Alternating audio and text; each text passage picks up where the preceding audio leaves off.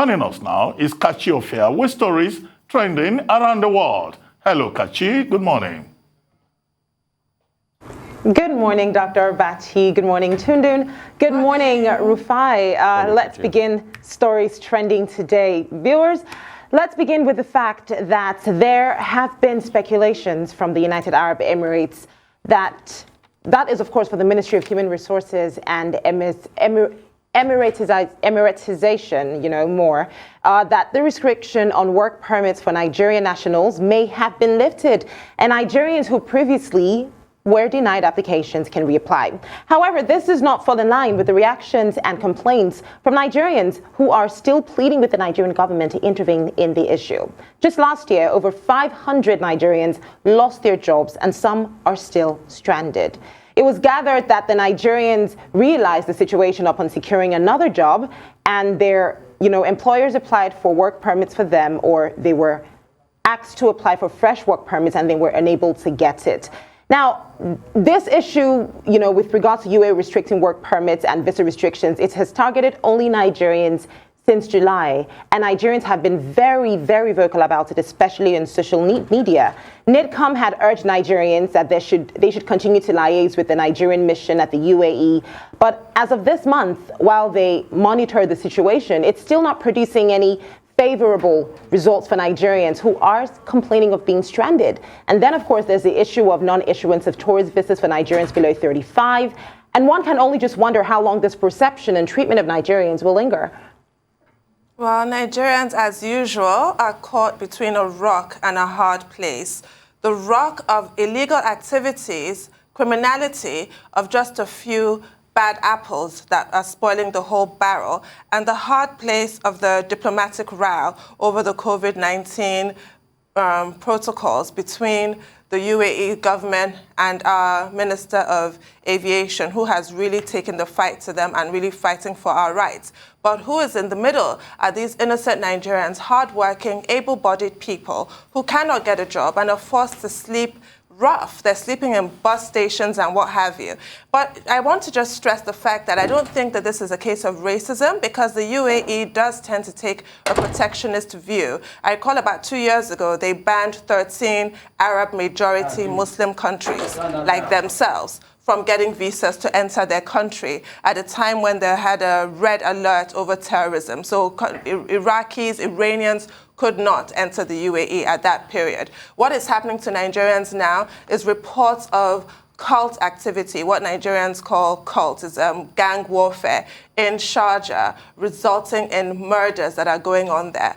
And unfortunately, this is affecting Nigerians. And another issue is that reports, as of recent reports, say that if they have their skills tiers, 1 and 2, the highly educated professional people, they have more of a chance of getting their work permits renewed. But the more vulnerable group is skills tiers 3 to 5. They are not getting their work permits reviewed. And they are the ones who might not have that much in terms of savings. They are the ones that can then not pay their rent, can then not buy groceries. So they're turfed out onto the streets and having to resort to begging. So I do hope that NIDCOM and the Nigerian government can weigh in and actually just have a conversation with the UAE so that we are not all tarred with the same brush. This is what tends to happen to Nigerians, whether it's cyber fraud or gang warfare or drug dealing, like what happens in South Africa, where innocent Nigerians are also targeted in xenophobic attacks. They tend to just apply the same measure to the rest of us who are law-abiding. It's really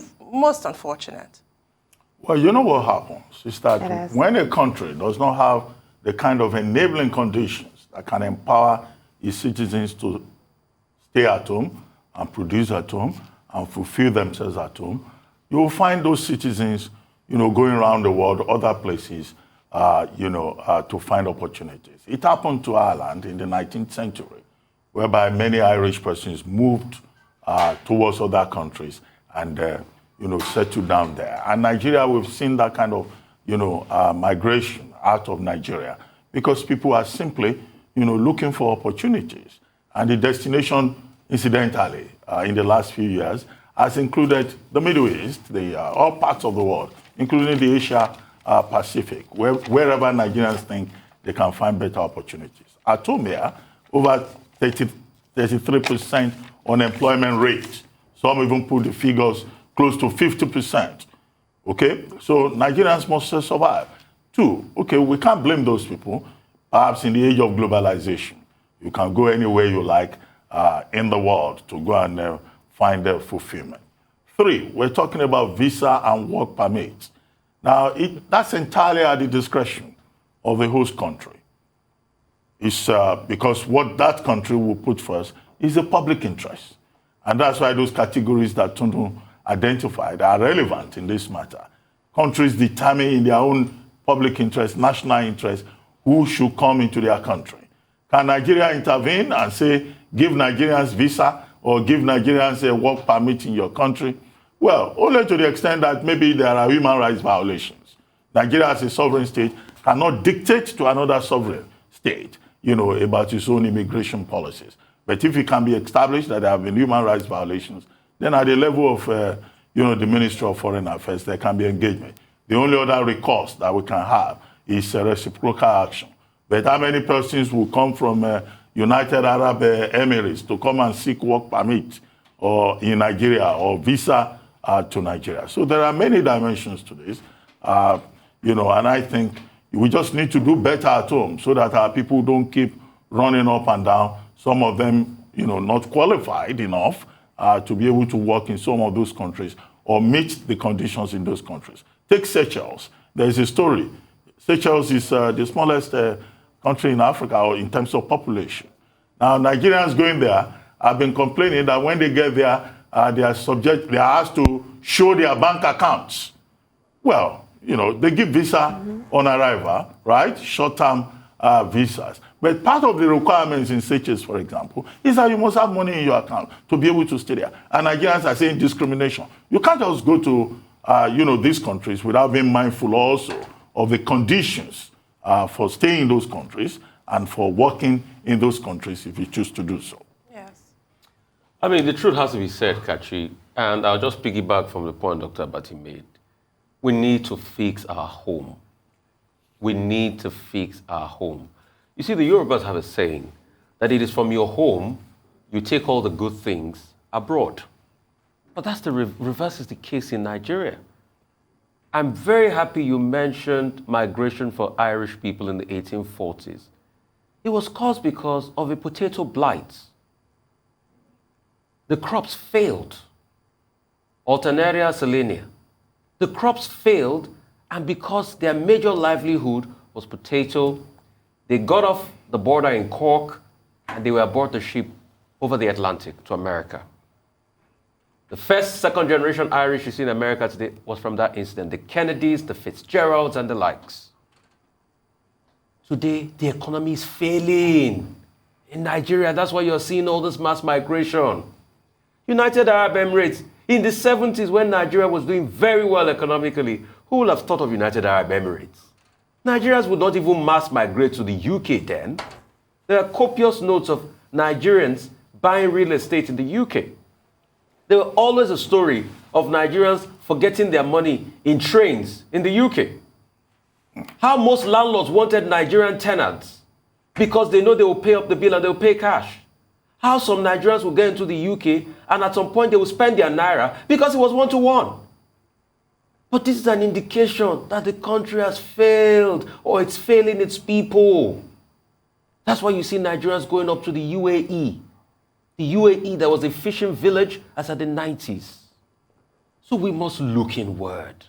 And that's why when we keep saying all those things about our economy here, talking about subsidy, it's because we want Nigeria to be great. We want Nigeria to be better. So our citizens don't go face all of this abroad. Secondly, Nigerians too must do well. I am ashamed of what some Nigerians go to do abroad. Crime and criminality. These countries don't just finger Nigerians.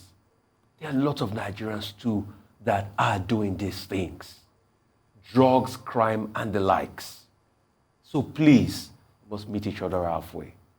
But it is an indication of a sad situation. I couldn't agree with you more. And now we are begging UAE to let our people stay.